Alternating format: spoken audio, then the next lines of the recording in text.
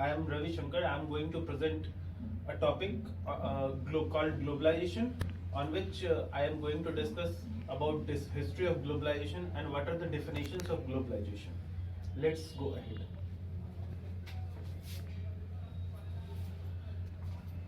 Yeah, history of globalization starts 323 BC onwards. Means it includes Indus Valley civilization. It includes the trade between two nations. Means between Mesopotamia is here. It is current Iraq, and here Indus Valley civilization, which is shown, and here Central Asia. Means there were trade between Central Asia, India, and Egyptian civilization and Mesopotamian civilization. So there was interchange of goods and services at that time. This is an empire of Chola. So from Chola to this is Java and Jakarta and Borneo Islands. So trade were taking place from Raja Raja I or from Rajendra Chola I to this Jakarta, and their empire just moved from here to till here, and from here trade was taking place to China. Some Chinese islands where some Hang Seng Island. Around 1st century AD, there was a growth of globalization. Globalization was at its peak. It's actually Alibaba in 2018 decided to shift their headquarters from Shenzhen to Xi'an.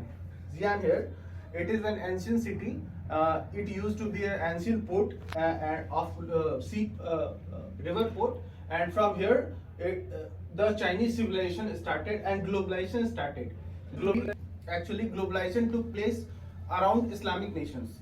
They were dominating around Persian Gulf. They were dominating around Red Sea, and they were also dominating from Mediterranean Sea to Red Sea. So they were actually contributing to trade of spices from Spices Island to other countries. Muhammad also was a merchant, so he also contributed a lot of flourishing the trade. So in the age of discovery, actually it started from 14th century.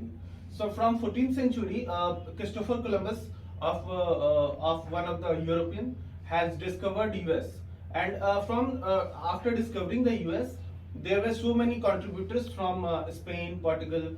They also discovered East Indies and different countries.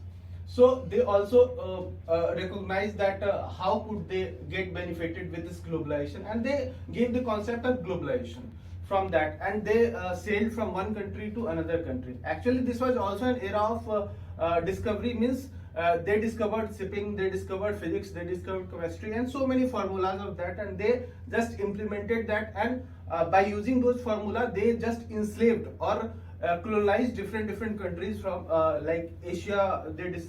They colonized Asia, they colonized Africa, and they moved.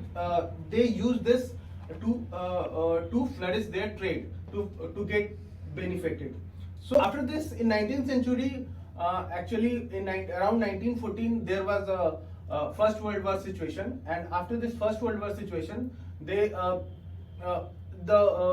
Britain, who was dominating around 18th century and 19th century, had started to decline, and America had started to flourish. So in this, America had just brought some new technology, some new inventions, and they just started to dominate with their inventions. So 1989, trade flourished. How it flourished? Because there were so many free trade agreements took place. There were United Nations took its shape, and other than United Nations, as I have told, that IMF and World Bank. So there are so many, and the centers of trade shifted from US to China, and from US, China, and Germany, Japan. All those areas from 1989 to 2008. This was an era of internet. Actually, in this era, internet was discovered, and by using internet, the trade e-commerce came into picture, streamlined, and there were so many factories. And here, in the third industrial revolution took place, which is also known as the modern industrial revolution. Here, this industrial revolution is different from this industrial revolution, which took place in around 1869. Actually, it was a a colonial type of industrial revolution. They tried to colonize, but here in third industrial revolution, they did not try to colonize, but they tried to get means they tried to get themselves around the globe, means they try to give benefit to the consumers, means actually this was a real industrial revolution where everyone get benefited, not at the cost of others. So it was like that. So after that, globalization 4.0 took place. As you see that here, United States dominated in this era, 1960s to 1990s, and this 1989 to 2008. So currently, as we see, US is also dominating. Globalization 4.0 is known for means e-commerce, for for trading of goods online. Means not only this online, but this is also known as cyber age. Actually, in this, cyber hacking also getting globalized.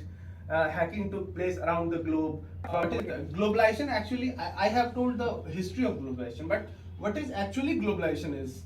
Actually, globalization is a process. What is it in it? What is it written? That globalization is a process in which there is a worldwide expansion of ideas, knowledge, information. Ideas means exchange of ideas, means someone has innovated something and it got patented there, but they have shared with by taking money to other countries. So it is expansion of ideas. Knowledge, obviously someone is from India is getting knowledge in IITs or some other educational institution, and they are proliferating to the world. So it's an integration of two economies around the globe. Not only two economies, but more than two economies.